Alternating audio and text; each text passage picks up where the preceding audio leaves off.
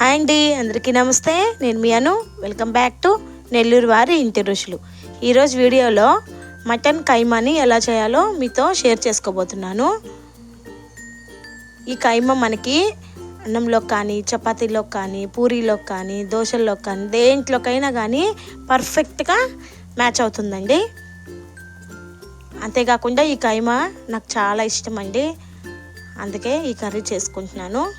Late చేయకుండా వీడియోలోకి వెళ్ళిపోదామా. ముందుగా నేను ఒక 1/2 kg కైమాని నీట్గా కడిగి ఒక బౌల్లో వేసుకున్నాను. ఇందులోకి కొద్దిగా ఉప్పు, 1 స్పూన్ పసుపు, 2.5 స్పూన్ల దాకా కారం, అలాగే 1 స్పూన్ అల్లం వెల్లుల్లిపాయ పేస్ట్ వేసి బాగా వీటిని కలిపేసుకొని పక్కన పెట్టేసుకోవాలి. ఇలా కలిపి పక్కన పెట్టుకోవడం వల్ల మనకి ఉప్పు కారం అనేది కైమాకి బాగా పట్టుకుంటాయండి. ఇందులోనే కొద్దిగా ఆయిల్ని వేసుకున్నామంటే మనకి ఉడికించుకునేటప్పుడు ఎక్కువ సమయం తీసుకోకుండా తొందరగా ఉడికిపోతుంది. ఆయిల్ కూడా వేసేసి ఒకసారి బాగా కలిపేసి పక్కన పెట్టేసుకుందాం.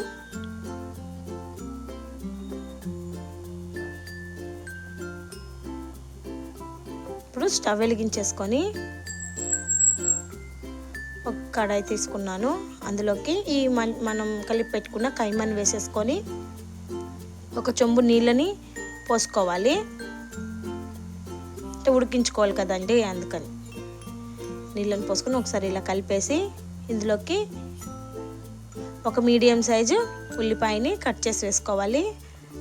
అలాగే కొద్దిగా కరివేపాకు, ఒక మీడియం సైజ్ టమాటాకాయని కూడా కట్ చేసి వేసుకోవాలి.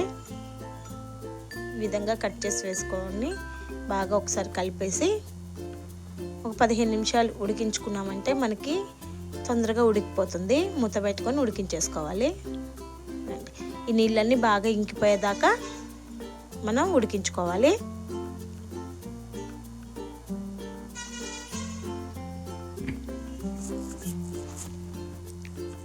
నీళ్ళన్నీ బాగా ఇంకిపోయాయి కదా, కైమా కూడా బాగా ఉడికిపోయింది. దీన్ని పోపు పెట్టేసుకుందాం.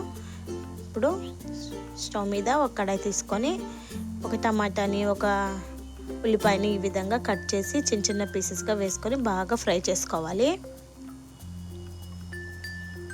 ఇలా గోల్డ్ కలర్ వచ్చేదాకా మనం ఫ్రై చేసుకోవాలండి.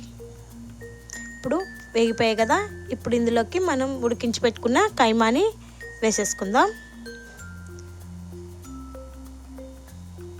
వేసేసుకొని ఒకసారి బాగా కలిపేయాలి. బాగా నీళ్ళన్నీ ఇంకిపోయాయి కదా, ఆయిల్ పైకి వచ్చేసిందంటే మన కైమా బాగా ఉడికిపోయింది. ఇప్పుడు ఇందులోకి 1 స్పూన్ ధనియాల పొడిని వేసి ఒకసారి బాగా కలిపేసుకున్నామంటే మటన్ కైమా రెడీ అయిపోయింది. ఇప్పుడు కొత్తిమీరని వేసుకొని సర్వ్ చేసుకోవడమే అండి.